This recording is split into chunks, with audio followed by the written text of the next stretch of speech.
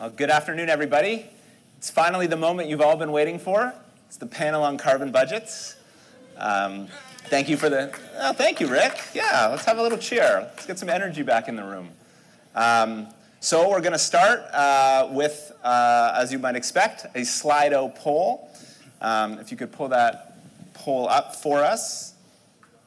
And the question is, what do you think would be the biggest benefits of adopting a carbon budget approach in Canada? Okay? What do you think would be the biggest benefits of adopting a carbon budget approach in Canada? And as you all contemplate your answers, I will introduce the panel, and then I'm going to give a few introductory remarks which will give you my take on that question. So with me on stage to my left is Damon Matthews. Damon is a professor at Concordia University. And on the screen, hopefully they are there, and I do see them there. First we have Alberto Altamirano, who I think has the most apt title for this panel. He is the Carbon Budget Manager at the City of Edmonton. And we also are joined by Stacey Kauk. Stacey is the head of science at Isometric. And many of you might know her for having led Shopify's carbon removal program. Stacey is also a colleague of mine on the advisory board at Carbon Removal Canada. So I'm looking forward to the discussion with our panelists. As we get the Slido poll complete, let me give you a few opening remarks to set the context for this panel. So why carbon budgets? Why are we talking about this? I think it's actually relatively simple. A carbon budget measures what actually matters when it comes to climate change. Because the reality is that the amount of emissions that we produce in any given year, whether that be 2030, 2035, or even what year we hit net zero, is not going to determine how much climate change we face, right? What is going to determine that is the total emissions we put into the atmosphere before we reach net zero. So by having a carbon budget, we are actually incentivizing policymakers to prioritize the thing that really matters, which is reducing the total amount of emissions we are putting into the atmosphere. And it avoids what I think is a real risk today of, with point-in-time targets, which is to incentivize incremental actions that may get us closer to a goal like 2030, but is not necessarily consistent with a net zero energy system. So that's one of the reasons. But here's another one. We are going to miss the 1.5 degrees Celsius target. I take no pleasure in saying that. I wish it wasn't true. But the reality is the numbers are quite clear. And there is the possibility that this might even occur this decade. So rather than avoiding that, what we should do is confront that reality and address it. Because we actually do have measures we can take to address that challenge, including carbon dioxide removal technology, potentially international climate finance, and other measures. And a carbon budget actually helps do that because it helps us understand how many emissions can we produce before we hit that 1.5 degree threshold, and then how many emissions will be in excess of that goal, so that we can address them right, through those means. And that's one of the reasons why the Net Zero Advisory Body put out the recommendations it did recently. In addition to providing advice on a 2035 target, the NZAB has recommended that the Government of Canada produce a carbon budget and link that budget to a calculation of the excess emissions that are implied by that budget so that actions can be taken like carbon dioxide removal and other measures, to actually address those excess emissions. And there's a tie-in there between things like CDR and the economic opportunity that we've been talking about today. Because as you'll, I believe, hear on the panel, CDR can be, there are reasons to think Canada can generate an outsized portion of the economic opportunity from this CDR sector that we're going to need to build. So that's a bit of the context for the panel. I see whoever's controlling the time has generously not started the clock, so that's great. I guess we just have some extra minutes, but if someone does want to start that, that'll give me the indication of how much time we have left. But now let's get into the discussion. Actually, sorry, before we do that, we probably should look at the results of the Slido. So let's see, we've got accountability, transparency, certainty, clarity, and folks can see some of the other answers that have been provided there. So that's great. A lot of different, a diverse range of perspectives, but all indicating to me that folks have a general understanding of this concept. Okay, so now to the panel discussion. Damon, I'm going to start with you. You are our resident expert in carbon budgets. So do you want to talk about any of the history or science behind how carbon budgets have kind of come to be popularized, to the extent they've been popularized? And then if you could, touch on how we make this concept practical for policymakers. Yeah, great. Thanks for the question. Thanks for having me. I mean, carbon budgets are a scientific concept that has been close to my heart for a good 10, 15 years now. It really emerges from the scientific findings that started coming out around the year 2009, 2010, showing that each unit of emission of carbon dioxide produces about the same increment to global temperatures. And this is actually a really important and very simple relationship, despite the complexity of the climate system, that we can say, every kind of emission of CO2 is kind of the same, if it comes from fossil fuels, that is. That allows us to, understand very clearly that if we want to stop temperatures from increasing, emissions need to stop. And so emissions need to go down to zero, or if we're able to remove CO2 to counteract residual emissions, net zero is a kind of a placeholder for zero in that sense. But the carbon budget concept really falls out of that relationship. If emissions have to go to zero, that means that there's a finite amount of CO2 that we're allowed to emit to limit temperature to a certain amount of increase. We can put a number to that, and then we can start thinking about how that can inform the policy measures that we want to do. In terms of the advantages of this framing for policy, I mean, for one thing, budgeting is a very intuitive concept, and the total amount that we emit over time is something we can measure and track and report on. So these words like accountability and transparency are really important. And the key thing is when you have 2 point-in-time targets, you can connect those 2 points in time in lots of different ways, and they're not climatically equivalent.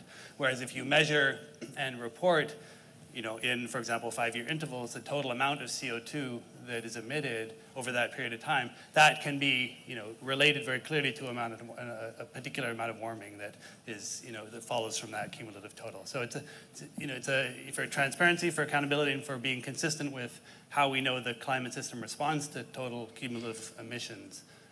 It can be a really helpful policy instrument. Great. Alberto, I'm going to turn to you next. Edmonton has a carbon budget. It's one of the few jurisdictions that does. So can you tell us a little bit about how the carbon budget works in practice? Yeah, for sure. Thanks for the question and having me. I'm really, really sorry I couldn't be there in person. So the way it works for us, the carbon budget decision, we have tied it to our financial budgets. Sorry, I'm getting a little bit of echo here.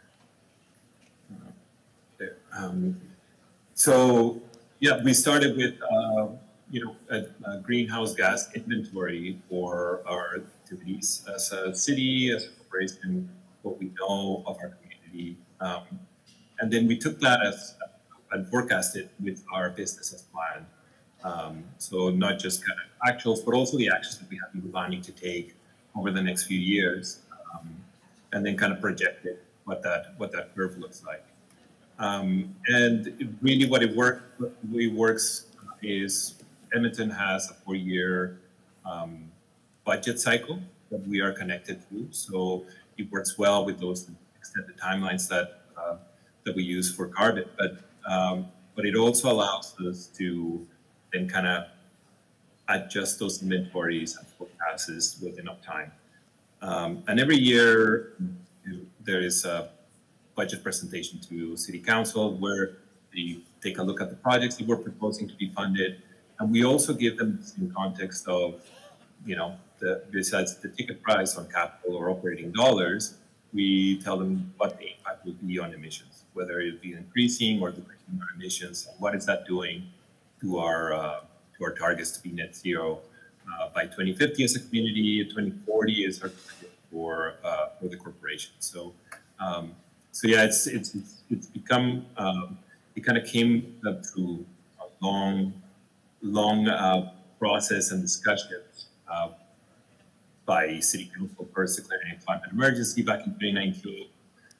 Our new strategies coming online in 2021, and the carbon budget was clearly the tool that would allow us to kind of track our progress to those and tie our transition into a greener and enable us to be leaders in the transition to a green city. Sounds like it's, in a way, it's enabling you to provide the same kind of information that you provide on the financial side, kind of to your point, Damon, where they want to see the cumulative effects of an investment over multiple years, and in the same way, you're now able to show the carbon impact over multiple years. Stacey, let's turn to you next. I'm going to ask you a little bit about the state of the carbon dioxide removal sector, both in terms of where we are today in building out that sector, where we need to eventually get to, and from your perspective, what are some of the key milestones that are going to get us from here to there? Sure. Thanks so much for having me on, and I'm really happy to be here with the other panelists. So the state of carbon removal and what we need, as was already discussed, carbon removal is only one piece of that net zero equation. It's intended to fill in a gap that emissions reductions aren't able to achieve. It's either residual emissions or it's because we're just moving a little bit slower than we'd like to. So we're going to need these technologies and solutions to address that tail piece. It's not meant to be a replacement. I just want to be super clear about that. So for the scale of what we think carbon removal, what we're going to need, if we continue along the emissions projections that we see in the IPCC report, we'll need probably around 10 gigatons of carbon removal capacity year over year when we hit 2050. And what that means is we'll be drawing down those residual emissions, but we'll also be looking for these technologies to draw down historical emissions, those ones that were maybe released 100 years before, but are still up in the atmosphere having effects on the climate. And so that 10 gigaton piece is quite massive to get to by 2050. So I'll talk a little bit about what's available today. Let's take direct air capture, for example. These are engineered solutions that take equipment and fans and pull in the ambient air and contact that against a chemical sorbent to capture the CO2. You can then run that in reverse and pull out a concentrated stream of CO2, which you can then inject underground to mineralize with rock formations, and then that CO2 from the atmosphere gets locked away permanently. Today, well, let's start with the research has been around for 20 plus years. Today, the largest facility in operation is 10,000 tons a year in capacity, 10,000 tons. So we need millions of those types of facilities in operation, but I wouldn't argue that that's actually what we need. What we need is a full suite of solutions. We need carbon negative supply chains. We need to leverage the ocean. We need to leverage agriculture and nature. We also need to make sure that we're leaning into other solutions that go alongside grid decarbonization and expansion, such as biomass to energy projects, where you can actually use waste biomass and capture the CO2 on the end of that power facility and then lock that away underground or in concrete or other permanent storage solutions. So then those emissions never actually end up in the atmosphere to contribute to climate change.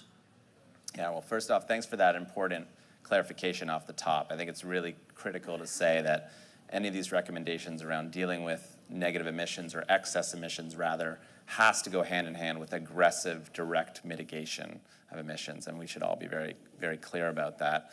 That 10 gigaton number that you cited, that's 20% of all of the emissions that we produce globally today. It's actually, I think, by my calculation, about 2.5 times the size of the global oil industry today. So this is a massive undertaking. What role do you see for Canada in this global effort? do you think pursuing the theme of the conference today is competitiveness? Is there a connection here for Canada in pursuing CDR solutions?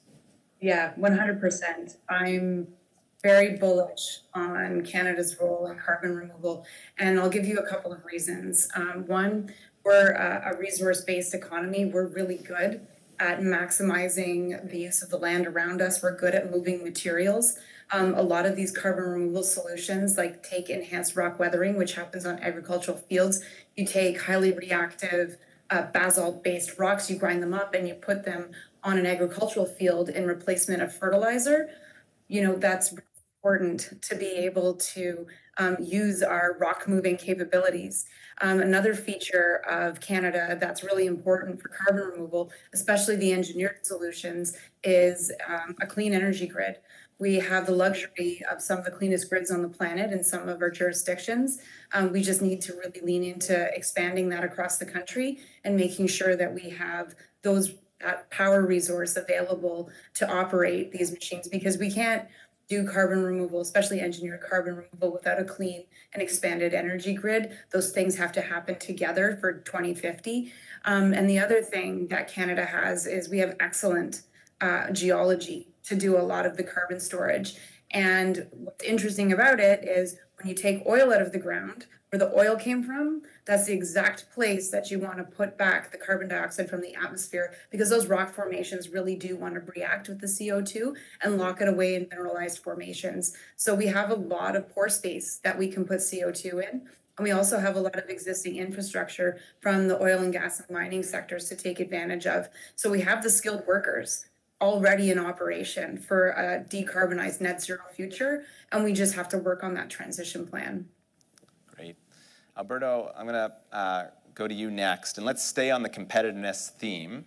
Maybe you can tell us from your perspective in the city of Edmonton, is there a tie-in here between the carbon budget approach you're taking and building the competitiveness of the city to attract investment from sustainably minded companies and investors?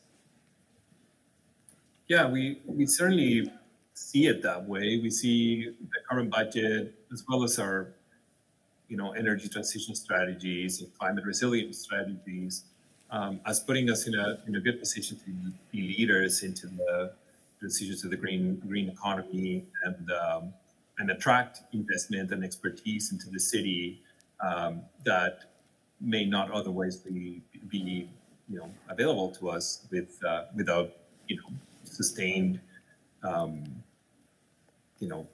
action on all these files. It's also something we see as kind of inevitable in our business is this level of reporting, and it just not municipalities, but all organizations are seeing more the need to give truthful reporting on the actions that you're taking. There's legislation coming down the pipe on greenwashing and competitiveness that require organizations to be very truthful and to have backing to any claims that they make. And for the city as a municipality, we are depending a lot on funding from other levels of government, and in order to access some of those grants and programs, they have to be connected to climate outcomes and initiatives. And being able to report on those outcomes and those results allows us to access some funds that may not necessarily be available to everybody. So yeah, it sets us up in a path that creates more expertise and data available at the city, at the community level as well. And we hope and we are seeing growth in that sector at the city. So it's really tied to our whole, overall climate plan and transition plans. Great. Damon, let's zoom out a little bit. Carbon budgets aren't a new concept. There are other countries that have looked at or even adopted carbon budgets. So can you tell us a little bit about the international experience, and if you can, maybe draw out any lessons you see there for Canada? Yeah, I mean, there are a few really good models of carbon budgets being incorporated in national policy and also in city policies. Edmonton is not the only city. Montreal has pledged to adopt a carbon budget approach. I believe Oslo in Norway was one of the first to do so. Nationally, the UK was, the early adopter. They've had a carbon budget policy in place for 15 years now. They just finished their third carbon budget cycle, which interestingly they achieved with a surplus, suggesting that this is actually an effective tool that is leading to emissions being drawn down even faster than anticipated.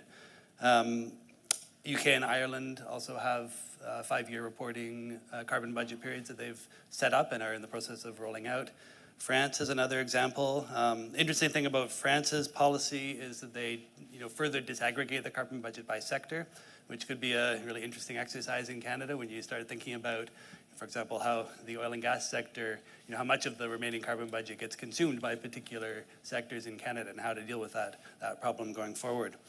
I think one of the, NZAP just put out a report with a recommendation to consider this. And I think one of the unique features of what has been recommended and hopefully will be taken up by the government is the questions of fairness and equity that arise whenever you start thinking about how to share a global carbon budget amongst countries. And the need to acknowledge that any share of the carbon budget that Canada adopts, especially if we do it by drawing lines between our existing targets, that kind of target-based budgeting approach is going to result in a much larger share than any kind of equity-based approach to carbon budgeting.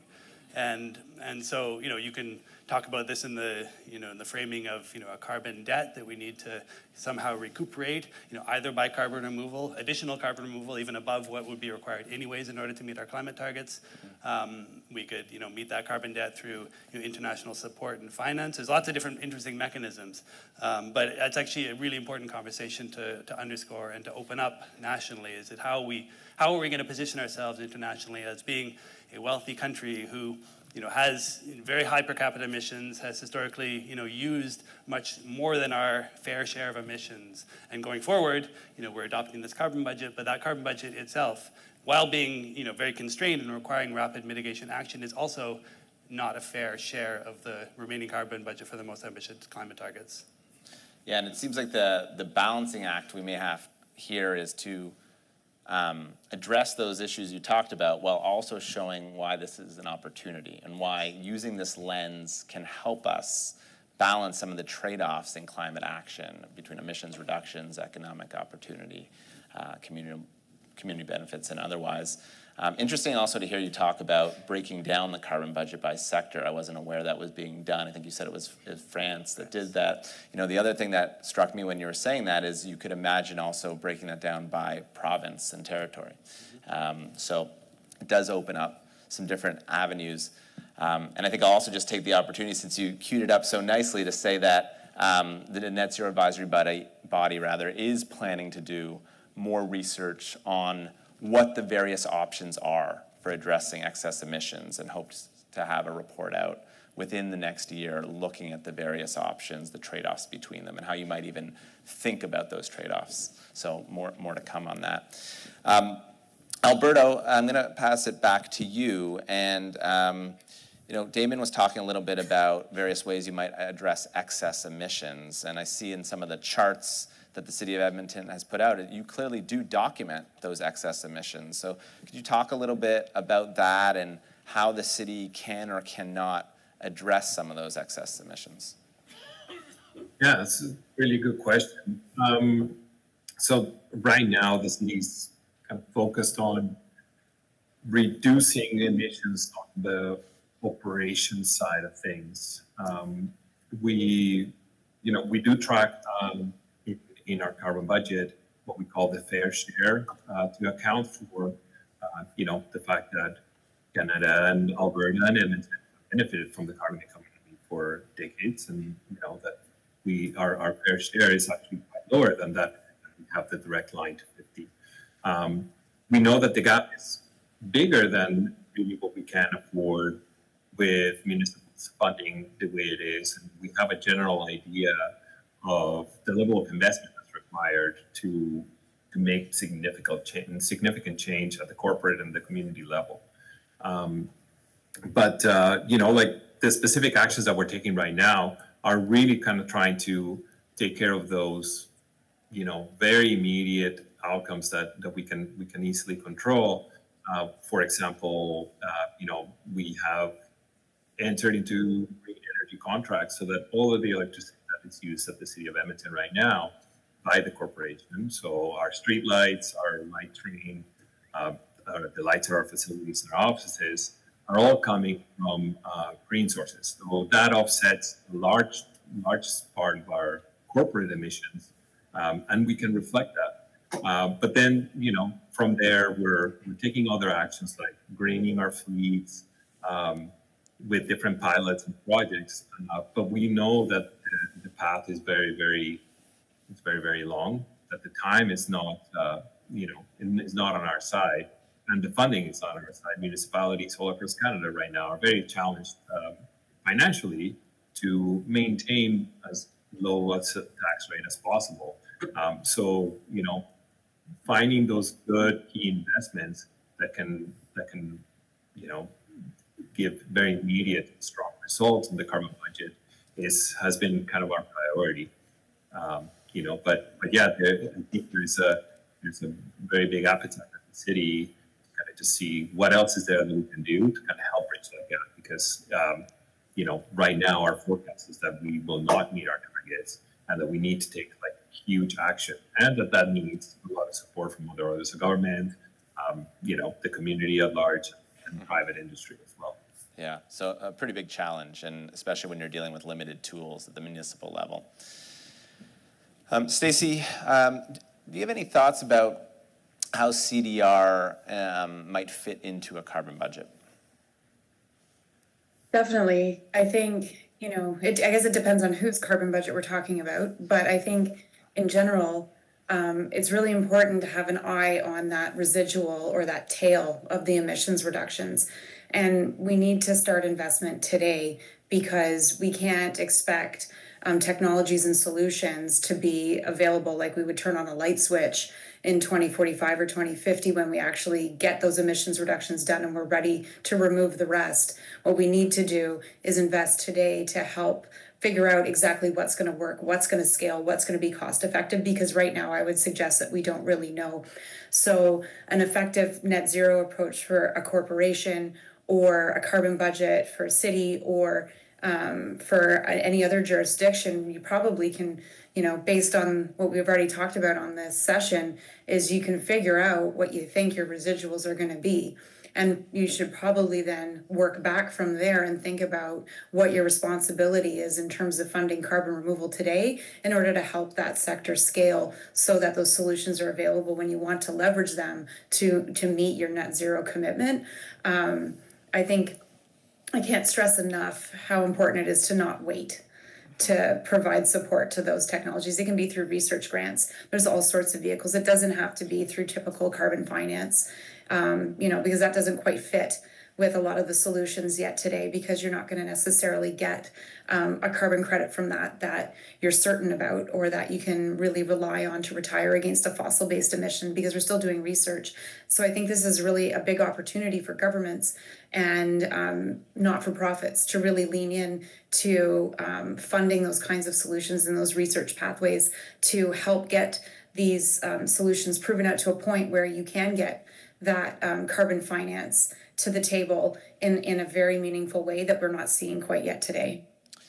Great. And what would you say to people who perhaps are skeptical of these solutions? I mean, you touched on this a little bit earlier, right? But who say, okay, it's early on, we don't even know what works yet for sure. Why are we diverting money to this when we've got things we could be doing on the direct mitigation side? And sometimes people talk about this in the frame of moral hazard. So what would be your response there? I mean, that's such a tough question, because you could argue that indeed it's a moral hazard. Every dollar that goes to carbon removal is a dollar that should have gone to emissions reductions. However, I would say that that's not really the case, and not what I see when I talk to different people in different roles across the ecosystem, because I would say that the money that's going to fund carbon removal wasn't going to emissions reductions. So I would say that we're in a situation where you get 1 + 1 = 2, not 1 over here gives you 0 there and you're at 1. I think we have to fund both pathways. And I think that's quite evidenced in the responsible commitments that corporations and governments are making in terms of these are our emissions reduction targets. There's nothing wrong with having an emissions reduction target and then having a carbon removal pathway or commitment alongside of that so that you end up where you need to be in 2050. I think what's really important is that we don't play a zero-sum game here. We need all of the solutions. Some of the things that are really exciting about carbon removal are being done in Canadian labs at Dalhousie University on the East Coast.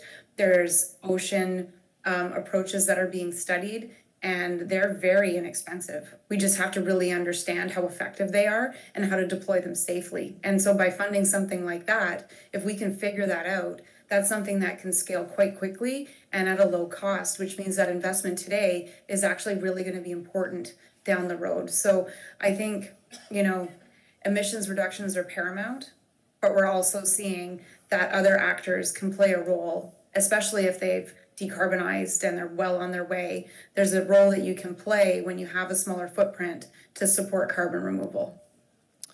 Yeah, that's great. And, you know, by my understanding, when folks around the world go to conferences talking about marine carbon removal, the place they talk about is Atlantic Canada. It's like the leading place in the world for this kind of research. So I think that's an example of an area where there really is an economic opportunity here in addition to a climate imperative.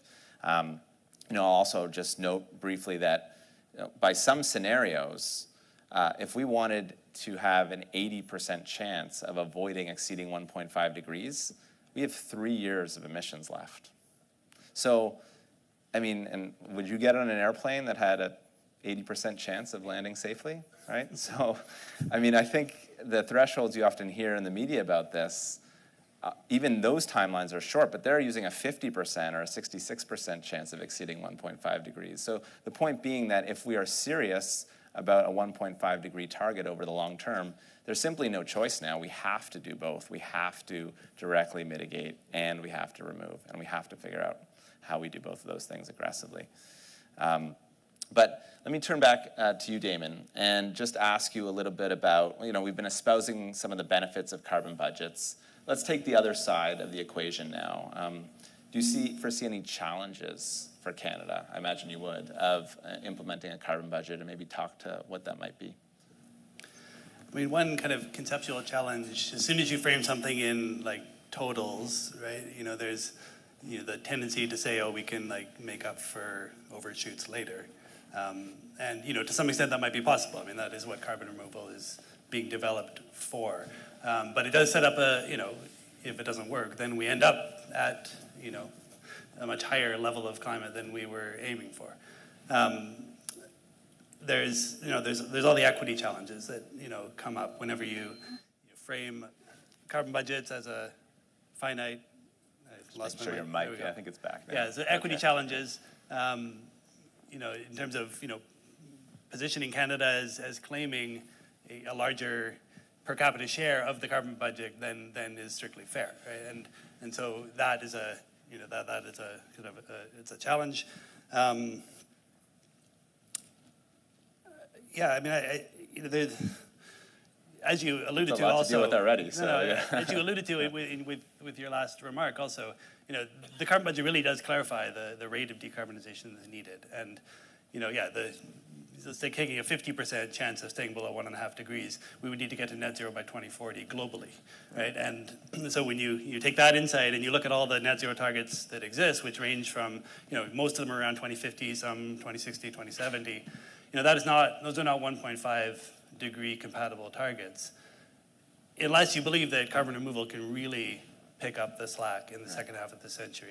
And so the role of carbon removal is also challenging to articulate because there's so many ways that it could be used. It could be used to help achieve net zero, right? Which is, you know, in that case, you know, the net emissions are what goes into the carbon budget calculation. But then, you know, given our targets right now, the best estimate of temperature change that will occur if every country in the world meets all their targets is, you know, 1.8, 1.9 degrees, you know, the most optimistic estimate. So, you know, we're already well past 1.5 degrees with the current target. So then, you know, you evoke carbon removal as a way of removing CO2 and drawing down CO2 faster than natural processes can. And then there's the third layer, which is what about this equity issue? And how do we deal with the fact internationally that we are a high per capita emission and our straight line to net zero carbon budget is not a fair share of the global pie? Yeah, that's plenty to deal with. But Alberto, I'll turn to you as well. From where you sit at the municipal level, my guess is you've also faced some challenges in trying to adopt this carbon budget approach. So maybe you can highlight a few of those for the audience. Yeah, I mean, there's certainly no shortage of challenges.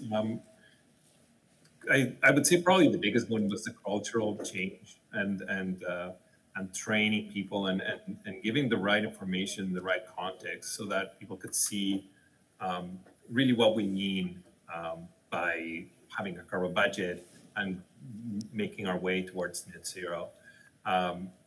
We found, I think, that for the most part, people at the city and within the organization are very supportive and agree that it is a priority, but don't really have the clear understanding of what that means, especially when it comes down to their roles.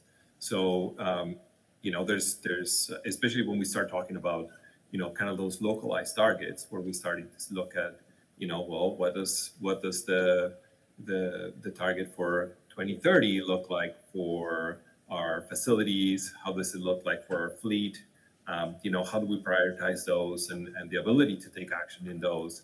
Then there's pushback because they just don't see the detail or just don't see how they can connect their work to that. So, there's certainly been some challenges there. And then just having being able to reach the right data to track these things. We don't necessarily have all the perfect processes in place to have really good estimates about all the work that we do. So we turn to estimates and we turn to other processes. And that's why we've kind of had to create from scratch our own, methodologies and frameworks that really say this is kind of how we're going to track this consistently across. And then, once the next big 4-year cycle comes through, we review and kind of get more of a truer answer. And then politically, obviously, in Alberta, the fossil fuel industry is very strong. They're also seeing, more need to accurately track the initiatives that they're doing and everything. So they, kind of understand that. But at the political level, it's hard to come by the levels of investment that we would need to really take very significant action in some of those sectors. So, like I said, there's no shortage of challenges, but we have seen overall a very, very strong support for the work that we're doing on the carbon budget. Great. Stacey, we only have about a minute and a half left, but I'm going to try to squeeze in one last question, and I think it's something near and dear to your heart, which is measurement. If we're going to scale up this sector of carbon dioxide removal, it seems like it's going to be pretty important to make sure what's being done is actually credible and trustworthy. Can you talk just briefly about that? Yeah, for sure. I think just to make one point around the role of carbon removal versus emissions reductions, it's going to be a very distant future when a ton of removed carbon is cheaper than avoiding the emissions of 1 ton. Right now, the most cost-effective thing we can do from an economics perspective is to reduce our emissions. It is orders of magnitude less expensive than doing carbon removal. So we don't want to do that. We don't want to waste our money. So emissions reductions are key, but we're going to need some carbon removal. In terms of measurement and verification, it is critical that we figure out how to quantify carbon removal. We're all familiar with avoided emissions offset markets and the counterfactuals that are calculated there, and you're buying a credit from somebody else who avoided their emissions that you're then going to retire against your footprint. Carbon removal really wants to be built on a foundation of trust, which means we have to have very solid methodologies to quantify what was actually removed from the atmosphere and whether or not it was permanently stored. And that has to also include an environmental and social safeguarding requirements, community benefits and involvement, prior and informed consent. And we also have to make sure that there's monitoring plans in place, because we have to indeed confirm that the carbon removed from the atmosphere has stayed where we put it.